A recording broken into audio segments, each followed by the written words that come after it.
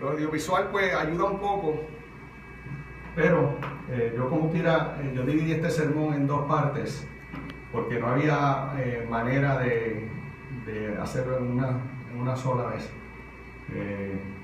Así que lo vamos a dividir en dos partes. La semana que viene yo lo que hago es que tomo la segunda parte y doy un pequeño review de la primera con la audiovisual, para que entonces, o sea, como un repaso bien leve, porque si no estamos 40 minutos, es lo que no queremos hacer. Así que aunque no tenemos el audiovisual en este momento por los problemas técnicos, ¿verdad?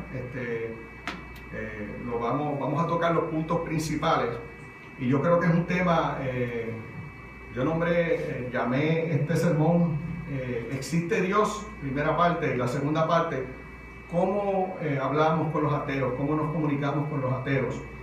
Y esto viene como consecuencia de una serie de sucesos que han pasado últimamente, que uno cuando habla con otros cristianos están histéricos. Está como si fuera el fin del mundo. Hay una convención de ateos, dicho sea de paso, que va a ser en agosto. Y aunque yo no vi una entrevista que le hicieron a una joven que se llama Shirley, que conozco a través de Facebook, no vi la entrevista, pero me cuenta todo el mundo que fue una indignación, ¿verdad, Francis? Estaba la gente indignada, la gente llamando al programa, que cómo va a ser, y yo creo que la iglesia tiene que dirigirse al pueblo sobre este tema tan importante, porque yo creo que nosotros los cristianos estamos yendo por un camino que no debemos ir. Yo creo que estamos peleando batallas que no debemos pelear. Y yo no estoy de acuerdo con los ateos, obviamente. Estoy totalmente en desacuerdo con ellos. Creo que tienen una perspectiva equivocada de la vida, y lo veremos quizá más en el sermón que viene que en este. Pero yo creo que la iglesia está equivocada, está, como dicen por ahí, picando fuera del hoyo, como dicen en el lenguaje de la calle, por ahí. Porque lo que nosotros hemos tratado como iglesia es de establecer lo que el Estado Islámico quiere hacer en Arabia, por allá en esos países, en cierta medida, obviamente no de la misma manera, porque vivimos una sociedad diferente, pero en cierta medida queremos convertir a Puerto Rico, o tenemos la perspectiva de que Puerto Rico es un país cristiano, cuando en realidad nosotros como cristianos tenemos que quitarnos esa idea de la mente. Y si vamos a un recuento histórico, ustedes van a ver que Jesús, si ustedes van a los evangelios, Jesús nunca habló de entrar a las esferas políticas de su tiempo para influenciar leyes que trataran de establecer el reino de Dios, que era lo que él quería establecer. Jesús quería establecer un reino, el reino de Dios. Él habló, el reino de Dios está cerca. Pero ¿dónde Jesús iba? ¿Con quién Jesús hablaba? Con la gente. Él iba de pueblo en pueblo hablando lo que era el reino de Dios. Él nunca iba a los ayuntamientos, a las alcaldías, como quiera que se llamaban en esos tiempos, a tratar de imponer leyes que fueran a favor de lo que él quería establecer, porque esa no es la manera de hacer iglesia, esa no es la manera de propagar el reino de Dios.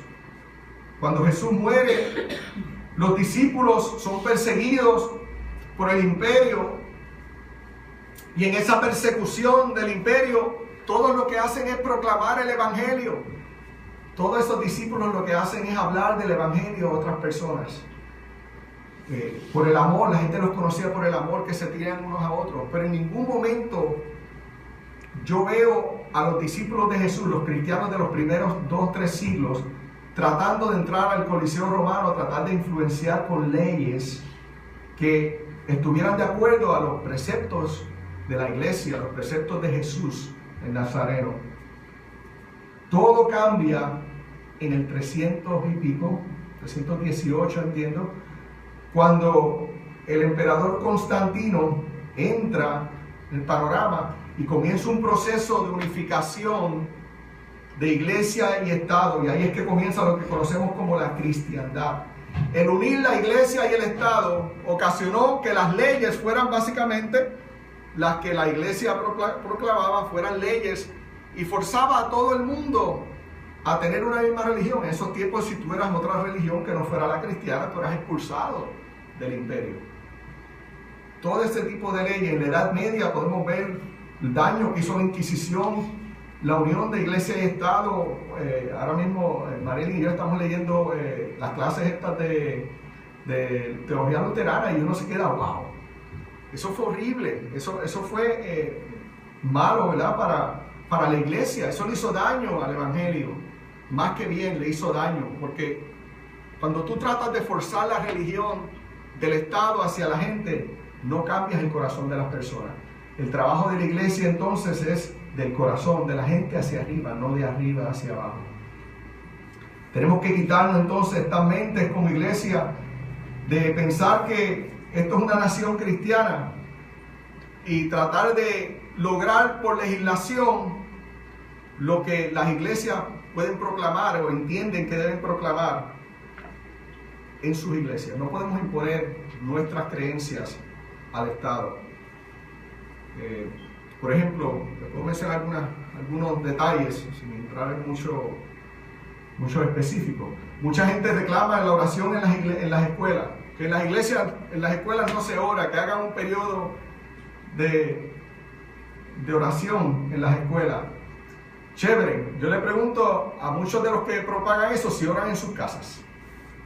Si la familia ora en sus casas antes de todo el mundo irse a sus trabajos. Mucha gente no lo hace. La religión se lleva en el corazón primero, en la familia primero, y no tratar de que el Estado, de que el gobierno haga la labor de la iglesia, porque eso subestima la iglesia. Alcaldes, gobernadores, policías, haciendo cadenas de oración, eso se ve bien, a simple vista se ve bien, pero eso no es el trabajo de los policías, no es el trabajo del Estado, no es el trabajo de los alcaldes decretar días de ayuno.